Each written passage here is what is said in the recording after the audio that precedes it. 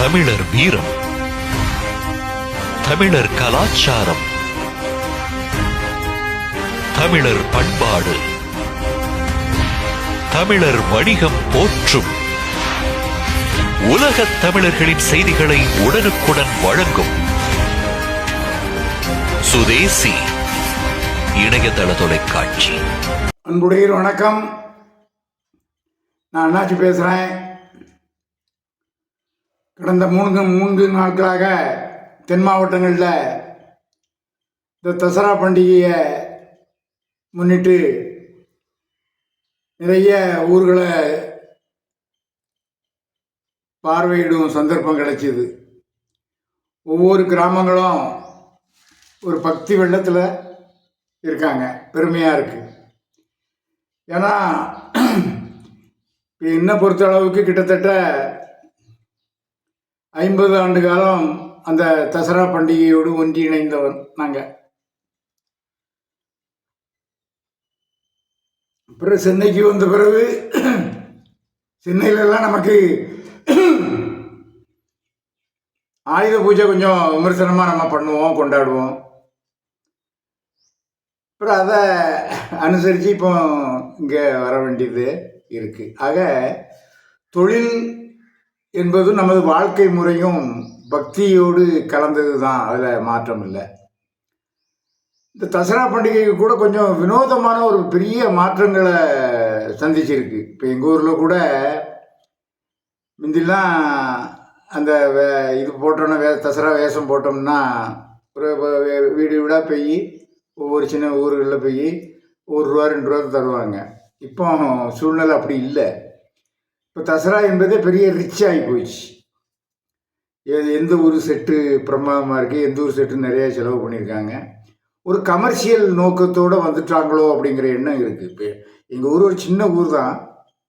ஆனால் நாங்களே ஒரு கிராமிய டான்ஸ் ஒன்று வச்சுருந்தோம், டிஸ்கோ டான்ஸ் மாதிரி ஒன்று வச்சுருந்தோம். அதை தான் எதிர்பார்க்குறாங்க. இப்போ ஒவ்வொரு ஊர்கள்லேயும் போய் அந்த ரெக்கார்டை போட்டோன்னே தான் அந்த சுற்று வட்டாரத்தில் இருக்கிற மக்கள்லாம் வந்து என்னென்னு பார்க்குறாங்க. தசராவெல்லாம் முந்தி வேஷம் போட்டு பார்த்ததெல்லாம் இப்போ அது கொஞ்சம் குறைஞ்சிடுச்சு. இது ஆரோக்கியமானதா அப்படின்னா நம்ம தீர்ப்பு சொல்ல முடியாது. காலச்சக்கரங்கள் அப்படி தானே மாறி இருக்குது. இன்றைக்கி ஒரு காலகட்டத்தில் அம்மன் கோயில் திருவிழான்னாச்சுன்னா நமக்கு அதுதான் என்டர்டெயின்மெண்ட்டு. வருஷத்துக்கு ஒருக்கா அந்த வில்லு பாட்டு, கரகாட்ட பாட்டு, ரெக்கார்ட் டான்ஸு அப்படி வச்சு தங்களுடைய கலை ஆர்வத்தை தீர்த்து கொள்ளக்கூடிய காலச்சக்கரம் மாதிரி இன்றைக்கி நம்ம உள்ளங்கையிலேயே எல்லா ஊர் கலைகளையும் பார்த்துக்கிட்டோம். எல்லா லட்சணம் அவலட்சணம் அவ்வளோத்தையும் நம்ம அனுபவிக்கக்கூடிய ஒரு சூழ்நிலை இன்றைக்கி நம்மளை தேடி வந்திருக்கு.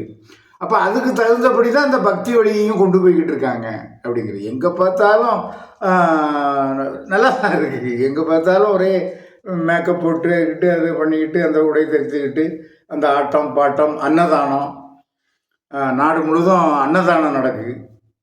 எங்கே பார்த்தாலும் சாப்பாடு போடுறாங்க. எங்கே போய் வேணாலும் பூந்து சாப்பிட்டுக்கிடலாம். அந்த மாதிரிலாம் இருக்குது. அது இந்த சந்தர்ப்பத்தை நம்ம பயன்படுத்தி இப்போ ஒவ்வொரு ஊரில் போனோம்னா, இப்போ நாங்கள்லாம் ஒரு குறிப்பிட்ட ஊர்களுக்கு போயிருந்தோம். இந்த குட்டம், அப்பூளை, தாண்டவங்காடு,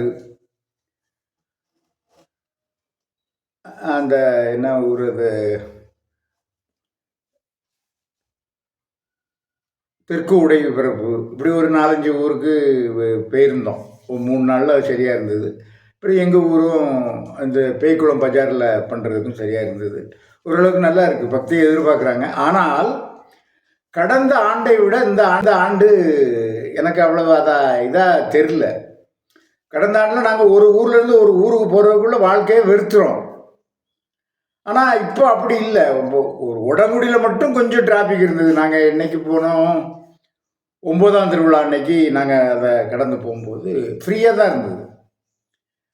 அதை என்னன்னு தெரில. இப்போ பொருளாதார தேக்கமா இல்லை அது என்னன்னே தெரில. என் பார்வைக்கு அது நான் அதை தான் சொன்னேன். பொருளாதார தேக்கம் தான் சொன்னேன். முடியாதுல்ல. இப்போ எங்களுக்கெல்லாம் இப்போ இன்னும் கணக்கு பார்க்கல.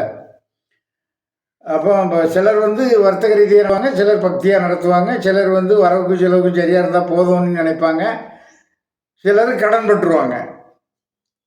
நாங்களும் கடன் பட்டுருவோம். நம்ம வணிகர் தினம் நடத்துகிற மாதிரி எந்த வணிகர் தினம் நடத்தினாலும் கடன் படுறோம்ல, அந்த மாதிரி நாம் எந்த நிகழ்ச்சி நடத்தினாலும் கடன் பட்டுருப்பாங்கன்னு நினைக்கேன். இனிமேல் தான் வரவு செலவு பார்த்தா தெரியும். ஆக அந்த அளவில் நம்ம இந்த நிகழ்ச்சியை சிறப்பாக கொண்டு போகிறோம். இதை வந்து அகிலமே பேசப்படக்கூடிய அளவிற்கு இந்த நிகழ்ச்சியை நாம் கொண்டு போய்கிட்டு இருக்கோம். இது தொடரணும், எல்லா சிறப்பும் தொடரணும்.